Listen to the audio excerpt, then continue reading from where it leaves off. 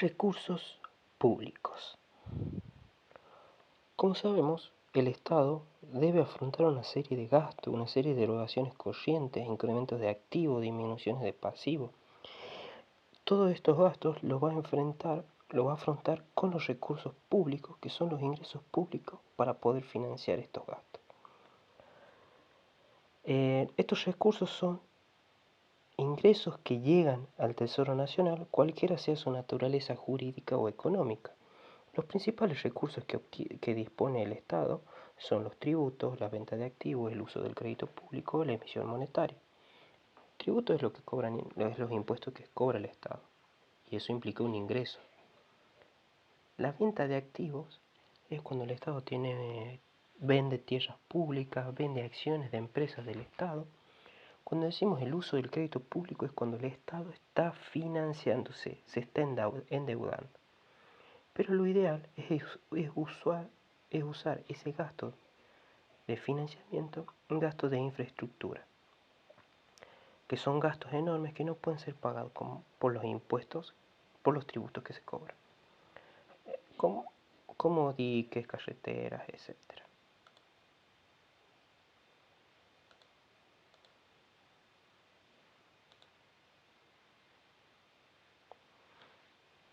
Aquí tenemos los sujetos intervinientes, serían un sujeto activo, que es el fisco, el Estado que nos cobra el impuesto, y el sujeto pasivo, que es el ciudadano, que es quien tiene la obligación de pagar el tributo.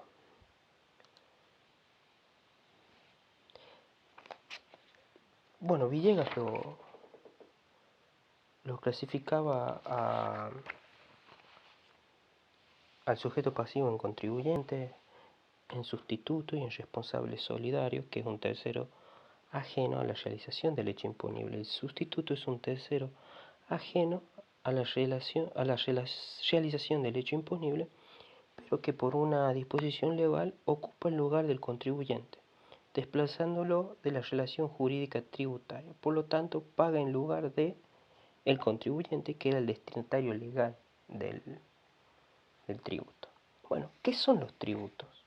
Los tributos son prestaciones en dinero que el Estado exige en ejercicio de su poder de imperio en virtud de una ley para cubrir los gastos que le demandan el cumplimiento de sus fines. O sea, decimos que son prestaciones en dinero porque se los cobra en dinero. Porque lo hace y el Estado lo puede exigir en su poder de imperio, en su poder de Estado, o sea que tiene esa potestad. Decimos que es en virtud de una ley, porque para cobrar un impuesto tiene que existir una ley para poder cobrarlo, porque el Estado no puede apropiarse de lo que él quiere, porque si no va a estar afectando el derecho de propiedad. O sea que para cobrar un tributo, sí o sí nace de una ley. Bueno, decimos que son prestaciones en dinero porque en Argentina las prestaciones tributarias son en dinero, aunque en otros países se admite el pago en especies, o sea, se entregan cosas.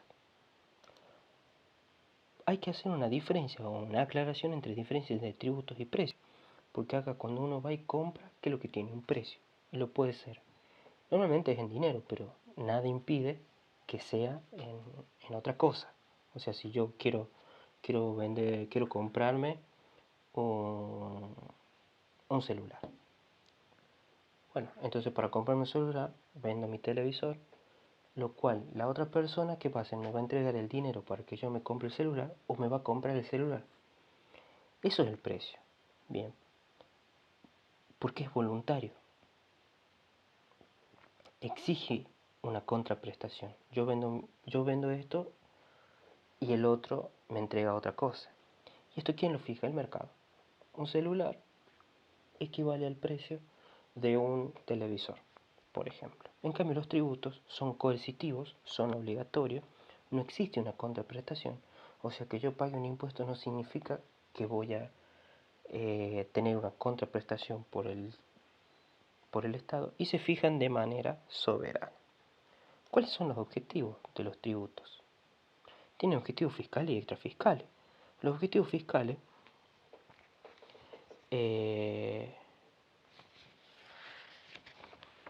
tenemos que son la traslación de los recursos monetarios del sector privado al sector público para financiar al gobierno. Y los extrafiscales es asistir al sistema económico influyendo sobre la producción, el consumo y la redistribución del ingreso, etc. O sea, por ejemplo, si yo bajo el impuesto al consumo para que cada persona consuma más.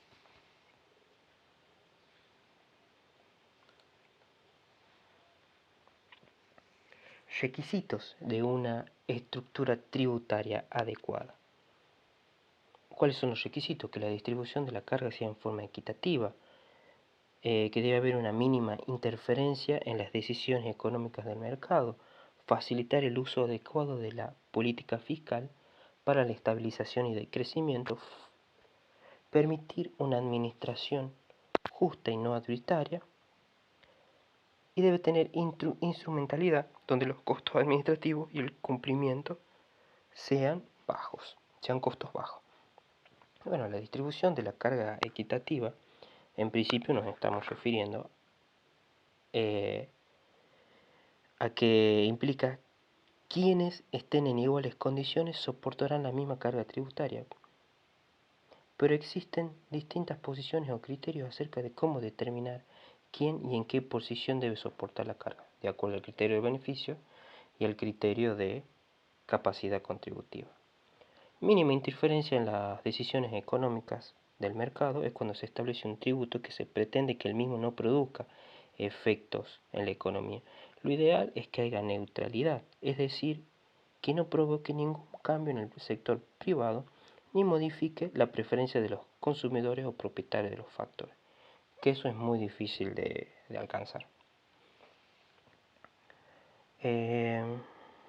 Bueno, facilitar el uso de la política fiscal para que se pueda establecer, porque haya estabilización y un crecimiento, y permitir una administración justa y no arbitraria, comprensible para el contribuyente, o sea, de que el impuesto sea claro, sea fácil, pero en Argentina no es claro.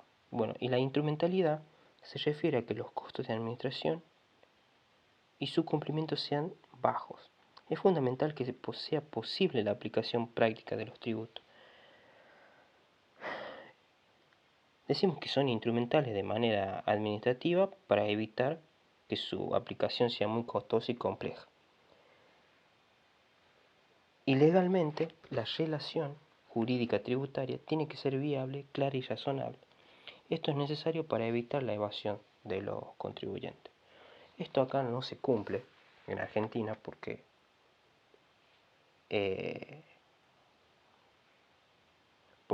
la administración es costosa, porque es compleja. Debido a que es compleja, hay que contratar a otro profesional que entienda de impuestos para que se pueda pagar el impuesto, y eso genera más costos y no son claros y no son razonables, y por lo general se terminan evadiendo los impuestos.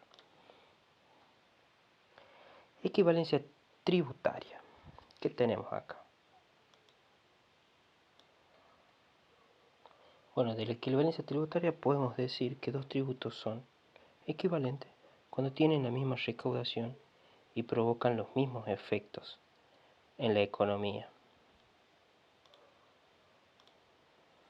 Esto ocurre cuando ese impuesto que produce el mismo efecto en la economía, recaudándolo, se cumple cuando nos permite ahorrar el trabajo y atribuir el primer impuesto todos los resultados conocidos. En este caso se habla de equivalencia tributaria. En todos los casos, para que pueda demostrarse esa equivalencia, deben compararse dos impuestos que generen la misma recaudación, que es complicado. Se puede demostrar la equivalencia entre un impuesto y una combinación de otras medidas, pero en realidad lo que el Estado tiene que analizar es si conviene aplicar el impuesto a la familia o a las empresas, que casi siempre lo ideal es que los impuestos recaigan sobre las empresas.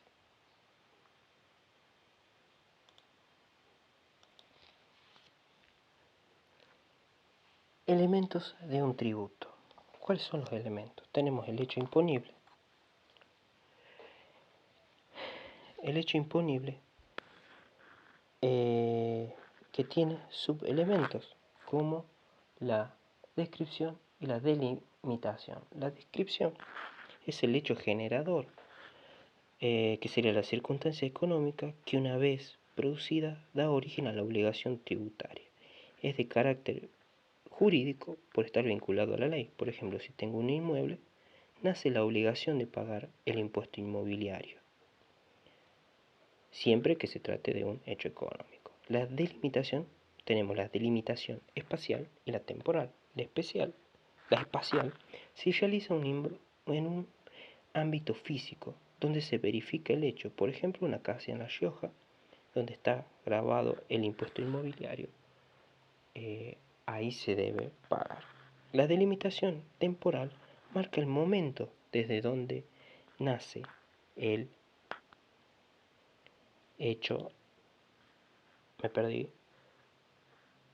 donde nace la obligación de grabar ese patrimonio. O sea que aquí el hecho imponible nace una vez que yo soy titular del inmueble, y ahí es cuando pago el impuesto.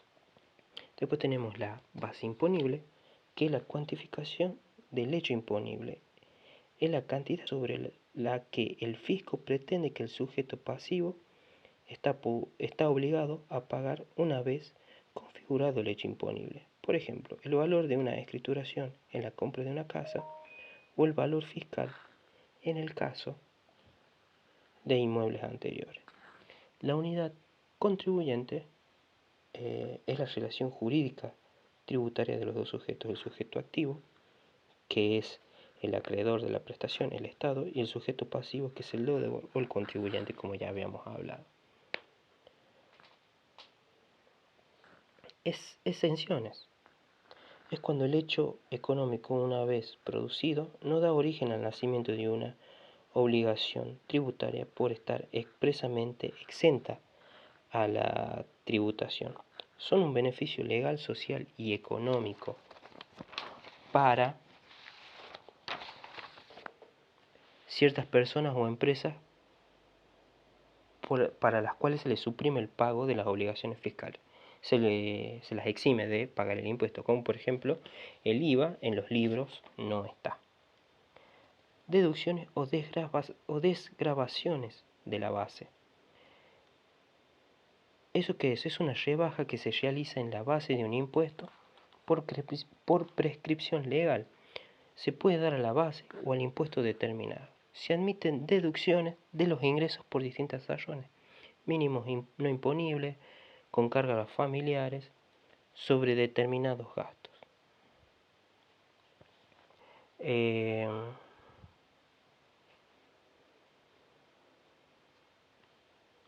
Base sujeta. Ahora, base sujeta al impuesto. Acá es cuando esta base sujeta al impuesto es sobre la cual se aplicará la alícuota para determinar el impuesto a pagar. El tipo impositivo es la alícuota legal o tipo legal